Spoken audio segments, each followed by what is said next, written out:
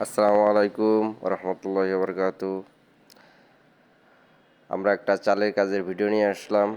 আমরা পাইপের নিচে প্লেট লাগাইছি 8x8। আমরা প্লেটের ছিদ্র করতেছি। পাইপের যে ফুটোর যে মাপগুলো আছে আমরা সেইভাবে প্লেট ছিদ্র করতেছি এবং তারপর রয়্যাল বোল্ট ওয়ালের ভিতরে ঢুকাই দেওয়া হয়েছে। এখন আমরা পাইপটা ঠিকঠাক মতো বসানোর চেষ্টা করতেছি এবং বসানো হয়ে গেছে। এরপরে দেখেন আপনারা পাইপটা কত সুন্দর করে ফিটিং করা হয়েছে। এইভাবে 8টা খুঁটি দেওয়ার কথা ছিল, পরে আমরা আরেকটা খুঁটি বাড়ায় দিছি। তারপর আমরা সবকটা খুঁটি ওখানে বসানো হয়ে গেছে। আপনারা আমাদের কাজগুলো দেখেন, আমরা কত সুন্দর করে লেবেল করে তারপরে নাটগুলো টাইট দিতেছি।